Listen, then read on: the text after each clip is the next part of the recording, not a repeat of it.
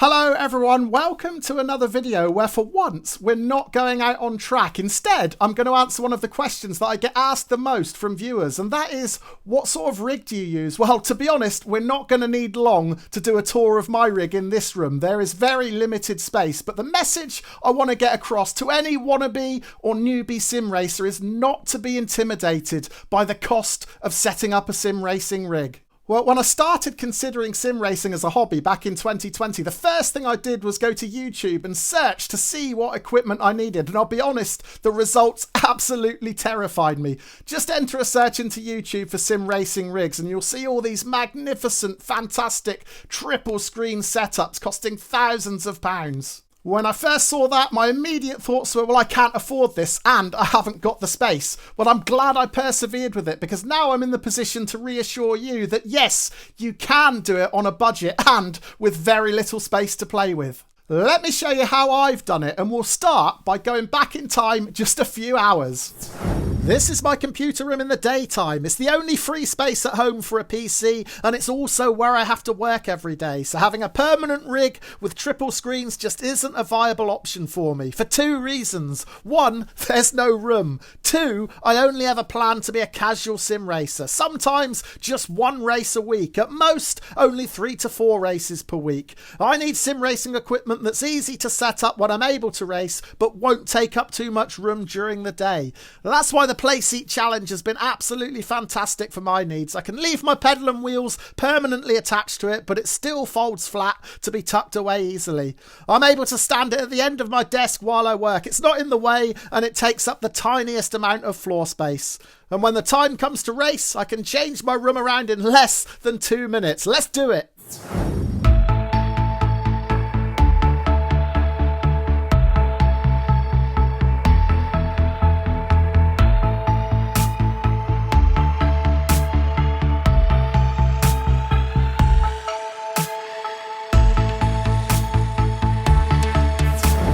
Yes, it really is as simple as that. Now, because I'm such an infrequent sim racer, it just doesn't make sense for me to spend thousands of pounds on equipment that I've not really got the space for. But luckily, I'm living proof that you don't need to spend all that money to enjoy this wonderful hobby.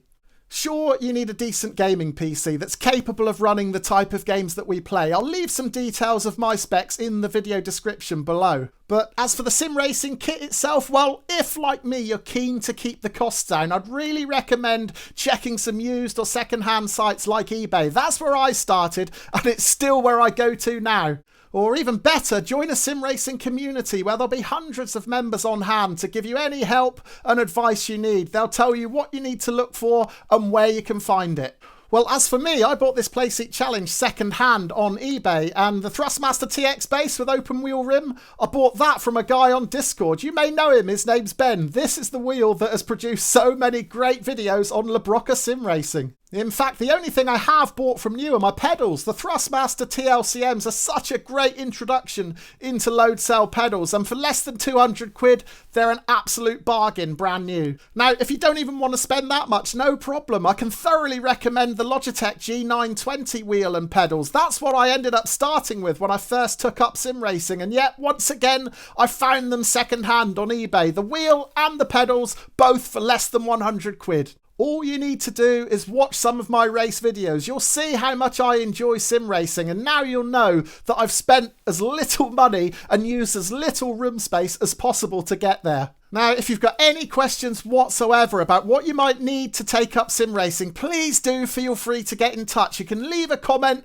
below the video here, or you can get in touch with me via Twitter or via my website. I'll leave links to both in the description.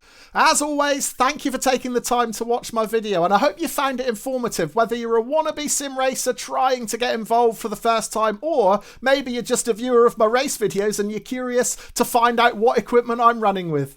And speaking of races, I'll be back on the grid again very, very soon. So I'll hope to see some of you there. Maybe some of you for the first time. Thank you ever so much for watching. Cheers.